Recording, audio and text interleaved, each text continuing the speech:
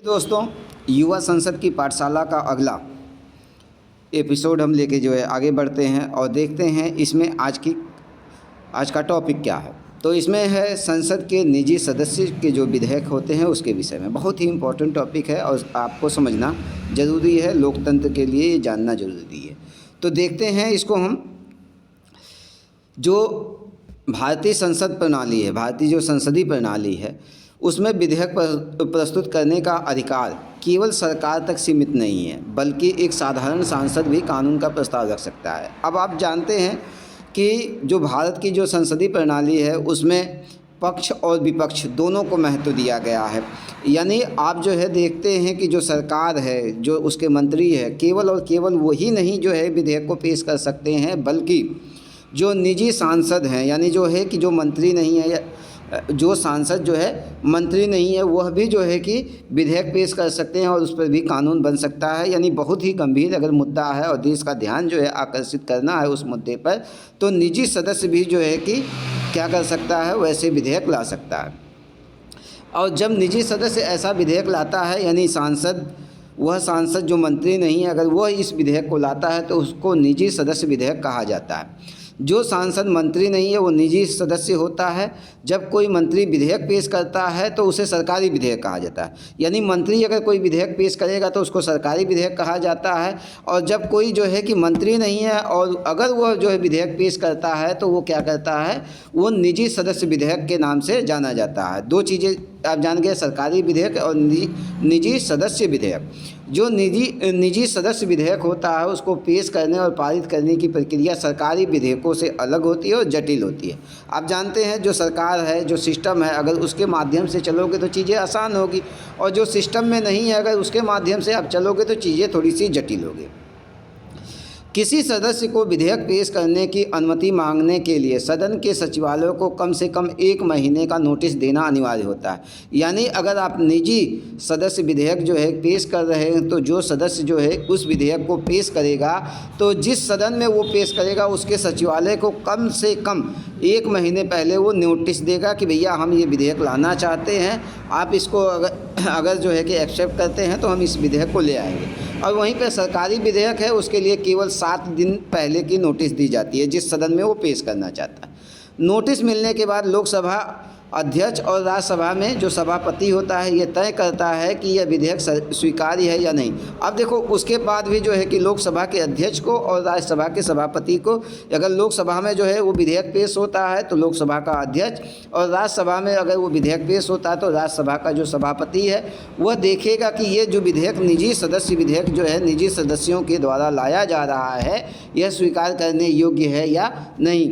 यह देखा जाता है कि विधेयक संविधान के प्रावधानों और सदन के नियमों के अनुकूल है या नहीं।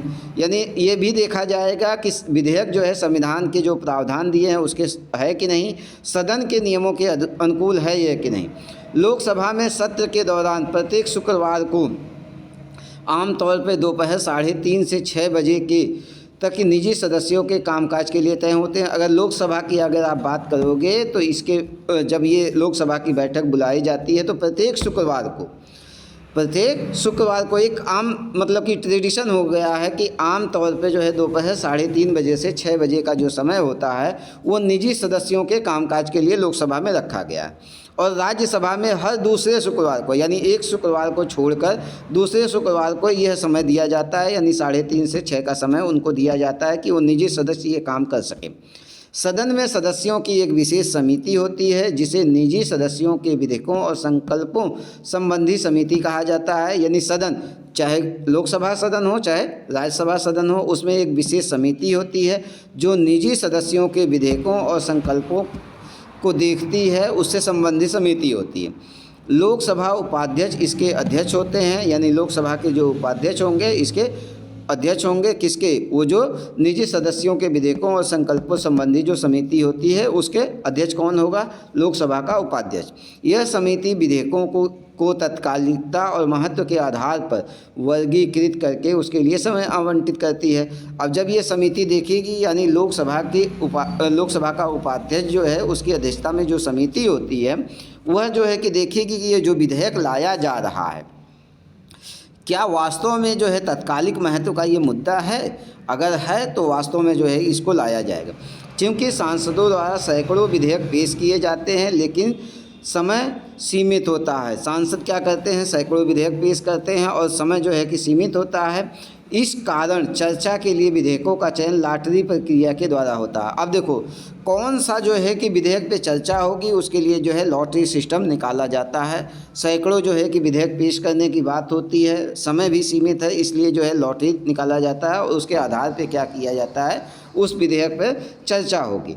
भारतीय संसद के इतिहास में निजी सदस्य विधेयकों का सफ़र उत्साहजनक रहा, यानी उसका शुरुआत जो है उत्साहजनक रही, बाद में ये धीमा पड़ गया।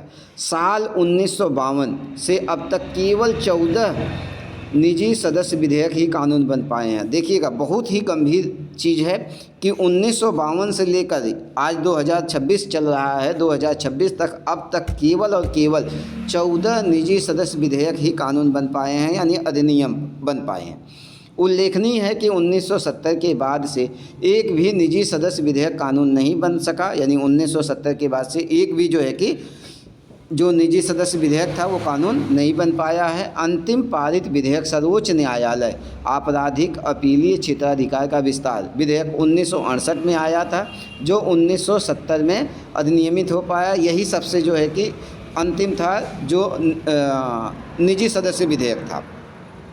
साल 2014 में द्रमुक सांसद तिरुचि शिवा द्वारा पेश ट्रांसजेंडर व्यक्तियों के अधिकार से संबंधित विधेयक राज्यसभा में तो पारित हो गया था। यह 45 वर्षों के में पहली बार था जब राज्यसभा में कोई निजी विधेयक पारित किया हो, यानी 45 साल में आप देखेंगे तो ये पहली बार ऐसा हुआ है कि राज्यसभा में कोई विधेयक जो है निजी विधेयक पास हुआ है, पर लोकसभा में अटक गया और बाद में सरकार ने अपना विधेयक पेश किया। ये विधेयक भी क्या हुआ, 2014 में जो है राज्यसभा में तो पास हो गया लेकिन लोकसभा में पास नहीं हो पाया। बाद में सरकार ने अपना विधेयक पेश किया और कानून बना। भले ही इन विधेयकों पर कानून बनने की दर बेहद कम है, पर लोकतंत्र में इसका महत्व प्रतीकात्मक और वैचारिक रूप से बहुत गहरा है। लोकतंत्र के लिए ये बहुत ज़रूरी है। निजी सदस्य विधेयक उन सामाजिक, क्षेत्रीय या विशिष्ट मुद्दों को पटल पे लाते हैं जो सरकार की प्राथमिकता सूची में नहीं होते हैं।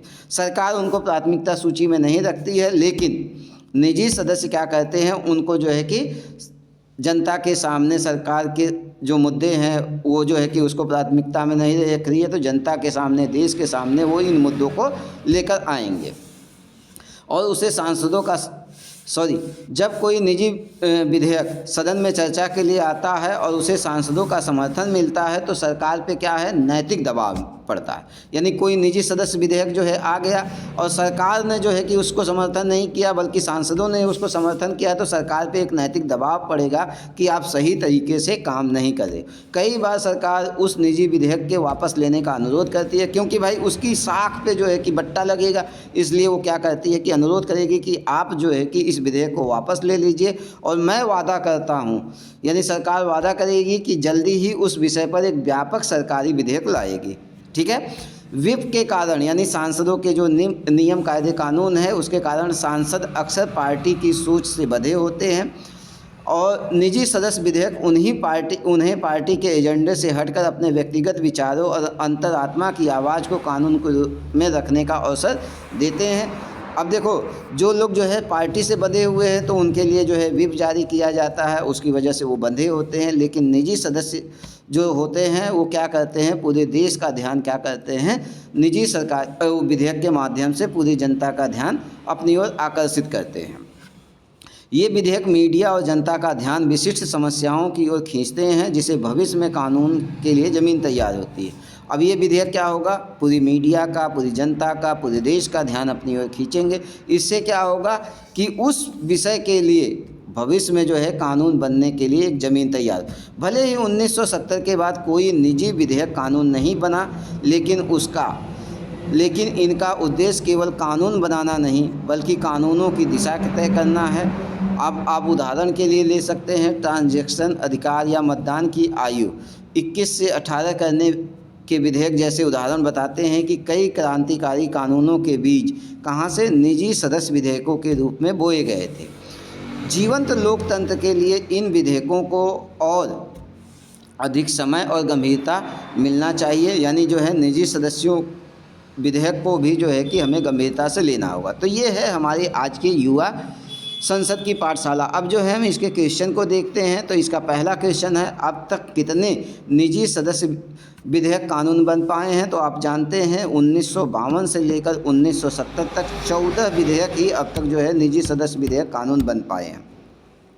अब दूसरा क्वेश्चन जो है दिया है, भारतीय संसदीय प्रणाली में कार्यपालिका और विधायिका के संबंध को सबसे उपयुक्त रूप से कैसे समझा जा सकता है? तो 4 ऑप्शन दिया है। पहला है विधायिका कार्यपालिका के अधीन होती है, ये ऐसा नहीं है। विधायिका कार्यपालिका के अधीन नहीं होती है, ये ऑप्शन गलत है।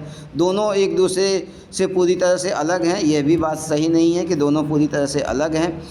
कार्यपालिका विधायिका के प्रति उत्तरदायी होती है, यह बात बिल्कुल सही है। कार्यपालिका क्या है? कार्यपालिका यानी सरकार किसके प्रति, यानी विधायिका के प्रति उत्तरदायी होती है, यानी संसद के प्रति उत्तरदायी होती है। ये बात एकदम सही है। यह जो है आपको कार्यपालिका और विधायिका के संबंध को सबसे उपयुक्त रूप से समझा सकता है। फिर है तीसरा क्वेश्चन, राज्यसभा की भूमिका को भारतीय संसदीय प्रणाली में सबसे उपयुक्त रूप से कैसे समझा जा सकता है? तो आप लोग जानते हैं कि जो राज्यसभा होती है वो राज्यों के हितों का प्रतिनिधित्व करती है और यह अस्थायी सदन है। तो इसमें जो है कि आप देखिए, यह केवल एक प्रतीकात्मक सदन है, ऐसी बात नहीं है। यह केवल धन विधेयक पारित करता है। धन विधेयक जो है कि लोकसभा में आ सकता है, ये ऐसा भी नहीं है कि इसमें होगा, यानी ये भी ऑप्शन गलत है। इसका मुख्य कार्य न्यायिक निर्णयों को निरस्त करना है, ये भी गलत है। और यह राज्यों के हितों का प्रतिनिधित्व करने वाली अस्थायी सदन है, ये वाला ऑप्शन सही होगा, यानी तीसरे का ऑप्शन 4 सही होगा। फिर दिया है, निजी सदस्य विधेयक पेश करने के लिए कितने समय का नोटिस ज़रूरी है? तो आपको अभी हमने क्लास में बताया कि 1 माह का जो है कि समय ज़रूरी है। फिर लोकसभा में प्रश्नकाल का मुख्य उद्देश्य क्या होता है? सरकार की नीतियों एवं कार्यों की पर जवाबदेही तय करना, न्यायाधीशों की नियुक्ति पर विचार करना, बिल्कुल गलत है। विधेयकों पर मतदान करना, यह भी बात सही नहीं है। और सांसदों को शपथ दिलाना, यह भी बात सही नहीं है। प्रश्नकाल के दौरान सरकार की नीतियों एवं कार्यों पर जवाबदेही तय करना, यही जो है कि लोकसभा के प्रश्नकाल का मुख्य उद्देश्य है। लास्ट सवाल है, इसका आंसर आप लोग देखिए। संसदीय समिति प्रणाली की एक प्रमुख विशेषता है क्या? समितियों के बैठकों में विपक्षी सांसद शामिल नहीं होते हैं। समितियां केवल आपातकाल की स्थिति में सक्रिय होती हैं। समितियां विस्तृत विषयगत अध्ययन के लिए जो है कि नियत आम समय बचाती हैं। फिर समितियां केवल संविधान संशोधन के लिए गठित की जाती है। तो आप लोग जो है कि इसका आंसर देंगे, ठीक है, छठे का। बाकी जो है कि अगर वीडियो आप लोगों को पसंद आ रही हो तो चैनल को जो है सब्सक्राइब कर लीजिए, वीडियो को लाइक करिए। मिलूँगा आप लोगों से अगली वीडियो में, तब तक के लिए जय हिंद।